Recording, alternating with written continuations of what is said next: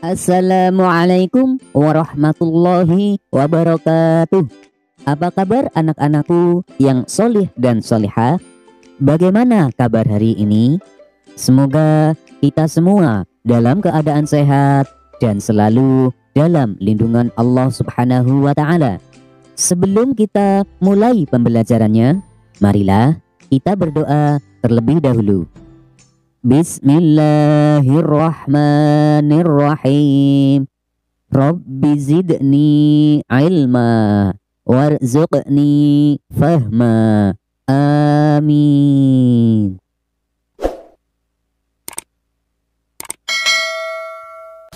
Dalam video pembelajaran kali ini kita akan mempelajari materi tentang Ayo Belajar Al-Quran dengan submateri Pesan Surat Al-Ikhlas.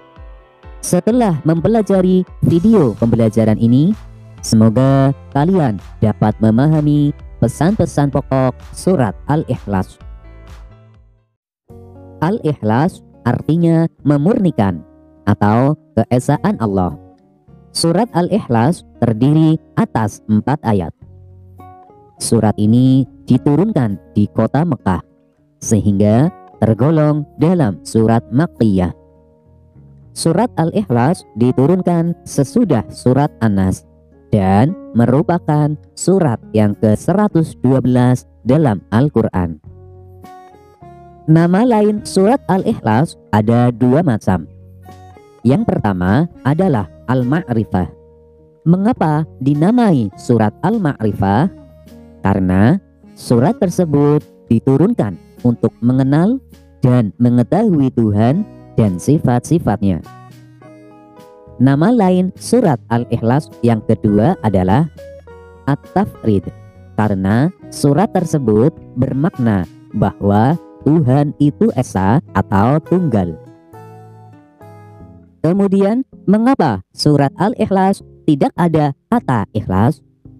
Karena di dalam surat tersebut dikhususkan untuk menceritakan tentang dirinya, sehingga di dalam surat ini tidak ada keterangan selain tentang Allah Subhanahu wa Ta'ala dan sifat-sifatnya.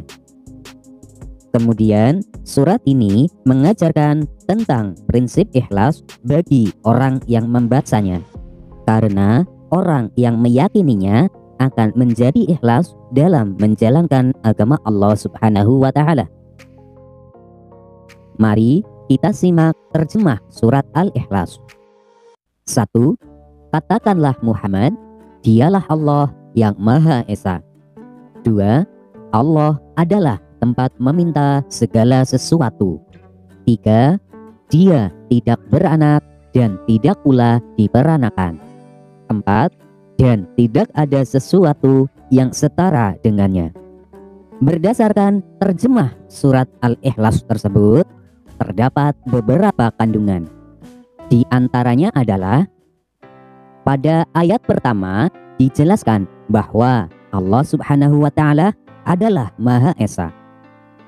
Esa artinya satu atau tunggal, yakni tidak ada sesuatu pun selain Dia dan tidak ada sesuatu pun yang sama dengannya. Tidak ada hakikat kecuali hakikatnya, dan tidak ada wujud yang hakiki kecuali wujudnya. Kemudian pada ayat kedua, Allah Subhanahu wa Ta'ala adalah tempat bergantung segala sesuatu. Maksudnya hanya kepada Allah Subhanahu wa Ta'ala seluruh makhluk menyandarkan segala kebutuhan dan permasalahannya. Dialah satu-satunya tempat yang dituju untuk memenuhi segala hajat makhluk. Oleh karena itu, kita tidak boleh menggantungkan sesuatu itu selain kepada Allah Subhanahu wa Ta'ala. Misalnya kepada pohon, matahari, bulan, dan lain sebagainya. Mengapa? Karena orang yang bersandar atau menggantungkan selain kepada Allah adalah termasuk orang-orang yang musyrik. Kemudian pada ayat ketiga menjelaskan bahwa Allah Subhanahu wa Ta'ala tidak beranak dan tidak diperanakan.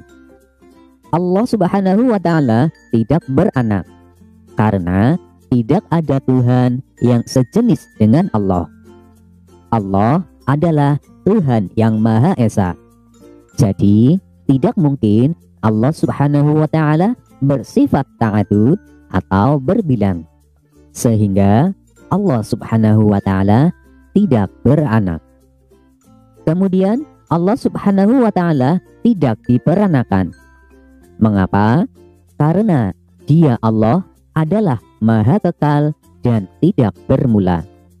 Oleh karenanya, keyakinan orang-orang Yahudi yang mengatakan Uzair anak Allah adalah keyakinan yang batil. Keyakinan orang Nasrani yang mengatakan Isa adalah anak Allah juga keyakinan yang batil. Keyakinan orang-orang musyrik yang mengatakan malaikat adalah putri-putri Allah itu juga merupakan keyakinan yang batil, karena Allah Subhanahu wa Ta'ala tidak diperanakan. Kemudian pada ayat keempat, Allah Subhanahu wa Ta'ala menjelaskan bahwa tidak ada sesuatu yang sebanding dan setara dengannya, yaitu baik dalam hakikat wujudnya maupun dalam sifat zatnya.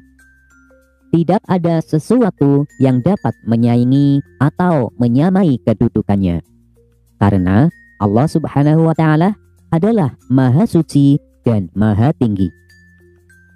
Berdasarkan penjelasan di atas, maka kita dapat mengambil pokok-pokok isi surat Al-Ikhlas. Di antaranya adalah beriman kepada Allah Subhanahu wa Ta'ala yang Maha Esa. Kita harus beriman kepada Allah Subhanahu wa Ta'ala yang Maha Esa, karena Tuhan hanya satu, yaitu Allah Subhanahu wa Ta'ala, dan tidak ada Tuhan selain Dia. Kemudian menggantungkan harapan hanya kepada Allah Subhanahu wa Ta'ala. Hanya kepadanya lah segala sesuatu bergantung, karena Allah Subhanahu wa Ta'ala Maha Kuasa. Kemudian kita harus meyakini bahwa Allah Subhanahu wa Ta'ala tidak memiliki anak dan tidak diperanakan, dan meyakini bahwa tidak ada yang setara dengan Allah. Anak-anak, setelah kalian menyimak video pembelajaran ini, ayo jawablah pertanyaan-pertanyaan berikut. 1. Al-Ikhlas artinya? 2. Surat Al-Ikhlas turun di kota? 3. Mengapa surat Al-Ikhlas disebut surat Al-Ma'rifah? Jelaskan. 4. Sebutkan 4 pesan pokok surat Al-Ikhlas. Demikianlah pembelajaran kita kali ini. Untuk materi pembelajaran selanjutnya, tunggu video berikutnya. Wassalamualaikum warahmatullahi wabarakatuh.